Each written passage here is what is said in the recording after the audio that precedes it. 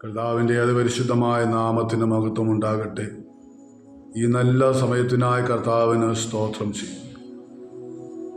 കർത്താവിൻ്റെ വചനവുമായി അല്പസമയമായിരിക്കാൻ സർവശക്തനായ ദൈവം തരുന്ന അവസരത്തിനായി കർത്താവിന് നന്ദി ഹൃദയത്തോടെ സ്തോത്രം ചെയ്യും. അല്പസമയത്തെ ദൈവവചന ചിന്തനത്തിനായി ഒരു വേദഭാഗം വായിക്കുന്നു. സങ്കീർത്തനം 8-ാം സങ്കീർത്തനത്തിൻ്റെ 1-ാമത്തെ വാക്യം. ഞങ്ങളുടെ കർത്താവായ യഹോവേ, അങ്ങയുടെ നാമം ഭൂമിയിലൊക്കെയും എത്ര ശ്രേഷ്ഠമായിരിക്കും. അങ്ങ് ആകാശത്തിൽ അങ്ങയുടെ തേജസ് വെച്ചിരിക്കും. യഹോവേ, അങ്ങയുടെ നാമം ഭൂമിയിലൊക്കെയും എത്ര ശ്രേഷ്ഠമായിരിക്കും. ഏറ്റവും ശ്രേഷ്ഠമായ ഒരു നാമമാണ്.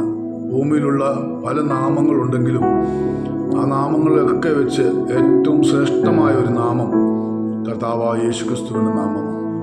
എന്തുകൊണ്ടാണ് ആ നാമത്തിന് മാത്രം ശ്രേഷ്ഠത എന്ന് പറയുന്നത്? ആ നാമമാണ് മനുഷ്യനെ രക്ഷിക്കുന്നത്. ആ നാമമാണ് മനുഷ്യന് സമാധാനം നൽകുന്നത്. ആ നാമത്തിൽ മാത്രമേ മനുഷ്യന് സന്തോഷമായി ജീവിക്കാൻ കഴിയുള്ളൂ. എന്തുകൊണ്ട് ചോദിച്ചാൽ, വചനം പറയുന്നു, മറ്റൊരുത്തരിലും രക്ഷയില്ല.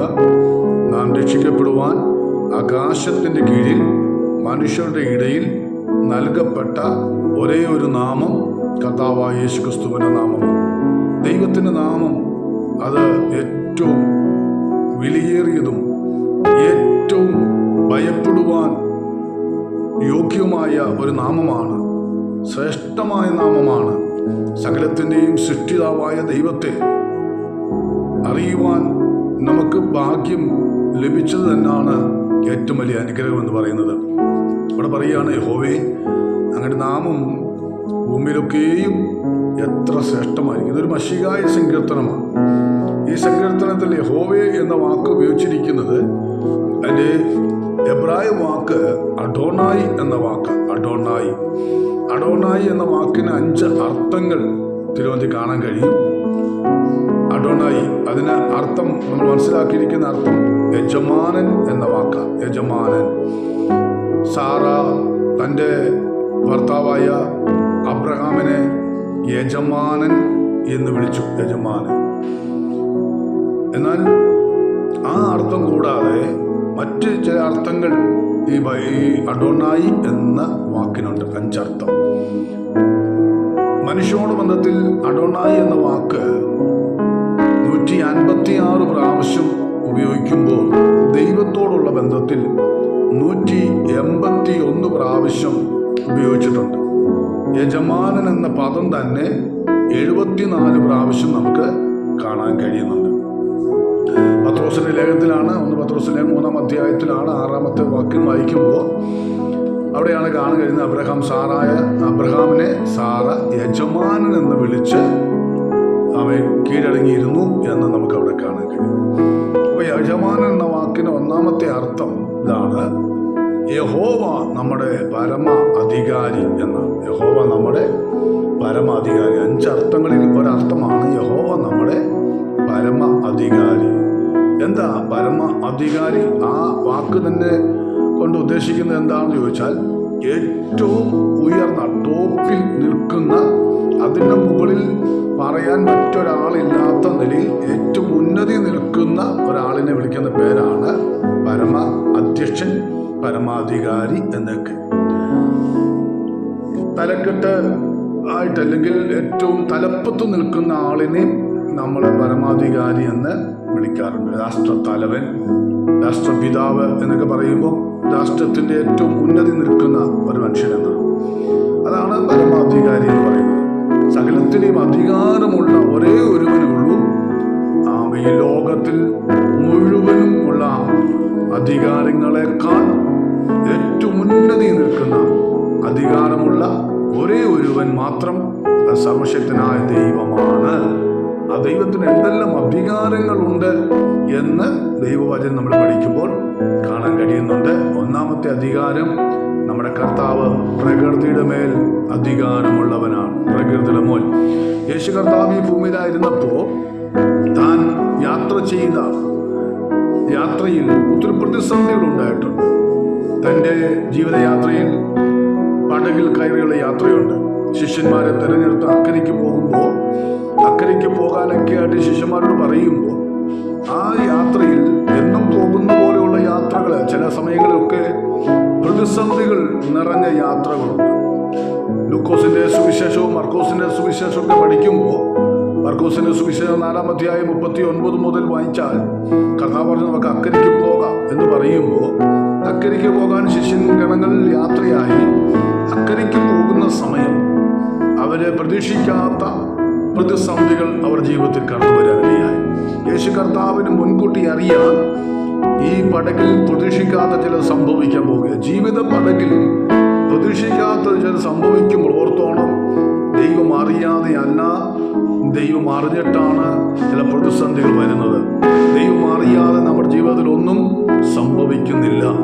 എന്നാൽ ശിഷ്യഗണത്തിന് മനസ്സിലായില്ല, ഇത് കർത്താവ് അറിഞ്ഞിട്ട് സംഭവിക്കുന്നതാണ്, കർത്താവ് അറിയാതെ അല്ല എന്നവർക്ക് മനസ്സിലായില്ല. കർത്താവ് ഇതിൻ്റെ അന്തം എന്താകും, അല്ലെങ്കിൽ ഇതിൻ്റെ അവസാനം എന്താകുമെന്ന് അറിയാൻ കർത്താവ് ആ പടകിൽ കിടന്ന് ഉറങ്ങുകയാണ്. ഉറങ്ങുന്നെന്ന് പറഞ്ഞാൽ കർത്താവ് മുന്നമേ കണ്ടു ഈ പ്രതികൂലം വരുന്നതിന് മുമ്പ് ഈ പ്രതികൂലമുണ്ട് എന്ന് പറയുന്നേക്കാൾ പ്രതികൂലം വന്നു കഴിയുമ്പോൾ ഇതിനെ തരണം ചെയ്യുമ്പോഴാണ് അതിൻ്റെ മഹത്വം എന്താണ്, ദൈവത്തിൻ്റെ മഹത്വം എന്താണെന്ന് നമുക്ക് മനസ്സിലാക്കാൻ കഴിയും.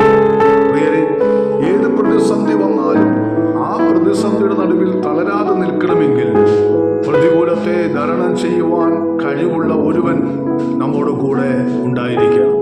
നമ്മുടെ കൂടെ നമ്മുടെ പ്രശ്നങ്ങൾ പരിഹരിക്കാൻ നമുക്കായിട്ട് കഴിയത്തില്ല, നമുക്കതിനുള്ള ത്രാണിയില്ല, നമുക്കതിനുള്ള കഴിവില്ല.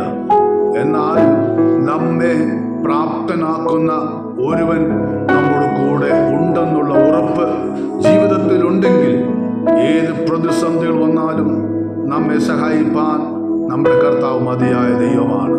നമ്മുടെ കർത്താവ് സകലത്തിന്മേൽ അധികാരമുണ്ട്, പരമാധികാരിയാണ്. ആ ഭാഗം മാത്രം നമ്മൾ ചിന്തിക്കുന്നു. എന്താണ്? യാത്ര ചെയ്തപ്പോൾ ആ പടകിൽ കാറ്റുകളും തിരമാലകളും കടന്നു വരാനിടയായി. ആ കാറ്റ് വന്നു, തിരമാലകൾ വന്നു. ശിഷ്യന്മാർ അനേക പ്രാവശ്യം കടലിൽ കൂടെ യാത്ര ചെയ്തിട്ടുള്ള, മീൻ പിടിക്കാൻ പോയിട്ടുള്ളവരാ, ഈ കാറ്റും കണ്ടിട്ടുള്ളവരാ, തിരമാല കണ്ടിട്ടുള്ളവരാ. പക്ഷേ അവർ ചിന്തിച്ചതിനേക്കാൾ അപ്പുറമായിട്ടുള്ള തിരമാല, അവർ ചിന്തിച്ചേക്കാൾ അപ്പുറമായിട്ടുള്ള കൊടുങ്കാറ്റ് അവരുടെ ജീവിതത്തിൽ ആഞ്ഞടിച്ചു. ആ പ്രതിസന്ധി അവർക്ക് നിൽക്കാൻ കഴിഞ്ഞില്ല. കർത്താവ് കൂടെയുണ്ട്. കർത്താവിനെ അവർ ഉണർത്തുകയാണ്. നാഥാ, ഞങ്ങൾ നശിച്ചു പോകുന്നതിൽ നിനക്ക് വിചാരമില്ല. കർത്താവ് എഴുന്നേറ്റിട്ട് കർത്താവ് ചെയ്തത് കാറ്റിനെ ശാസിച്ചു, കടലെ അടങ്ങാൻ പറഞ്ഞു. കർത്താവിന് മനസ്സിലായി ഈ കടലിനെ ഇളക്കിയത് കാറ്റാണ്. ഈ കാറ്റ് വന്നത് എവിടെ നിന്നാണെന്ന് കർത്താവിന് മനസ്സിലായി. ഒരു വിടുതൽ നടക്കാൻ കഴിയാതെ, വിടുതൽ നടക്കാതിരിക്കാനൊക്കെ വരുന്ന പ്രതിസന്ധിയാണെന്ന് കർത്താവിന് മനസ്സിലാക്കി. കർത്താവ് കാറ്റിനെ ശാസിച്ചു, കടലെ അടങ്ങാൻ പറഞ്ഞു. അപ്പോൾ ശിഷ്യന്മാർ ചോദിക്കുകയാണ്, ഈ പ്രകൃതിയുടെ മേൽ അധികാരമുള്ള കാറ്റും കടലും കർത്താവിനെ അനുസരിക്കുന്നല്ലോ, ഇവൻ എന്ന് ചോദിക്കുന്നുണ്ട്. ആമേ, കർത്താവ് അധികാരമുള്ളവനാണെന്ന് അവിടെ നമുക്ക് കാണാൻ കഴിയുന്നുണ്ട്. അതേ ഭാഗം തന്നെയാണ് ലൂക്കോസ് 8-ാം അധ്യായം 25-ാമത്തെ വാക്യത്തിലും കാണുന്നത്. കാറ്റിനെയും കടലിനെയും കർത്താവ് ശാന്തമാക്കി, അതിൻ്റെ കോപത്തെ അടങ്ങാൻ കൽപ്പിക്കുക. നമുക്കെതിരെ വരുന്ന അലറി വരുന്ന ഏത് പ്രശ്നത്തെയും പരിഹരിക്കാൻ കഴിവുള്ള പ്രകൃതിയുടെ മേൽ അധികാരമുള്ള ഒരുവനാണ് നമ്മുടെ കർത്താവ്. ഇന്ന് ഈ സമയത്തും ഏതെങ്കിലും പ്രതിസന്ധി കൂടെ നമ്മൾ കടന്നു പോകുന്നെങ്കിൽ നമ്മെ സഹായിപ്പാൻ കഴിവുള്ള പരമാധികാരി, പ്രകൃതിയുടെ മേൽ അധികാരമുള്ള ഒരു കർത്താവ് നമുക്കുണ്ട്. ആ കർത്താവ് നമ്മുടെ പ്രശ്നത്തിന് പരിഹാരം തരും. കർത്താവ് നമ്മെ സഹായിക്കും. ഭക്തജനം വാഴ്ത്തും നാമം, എല്ലാ നാമത്തിലും മേലായ നാമം, ഭക്തജനം വാഴ്ത്തും നാമം, എല്ലാ മുഴക്കാൽ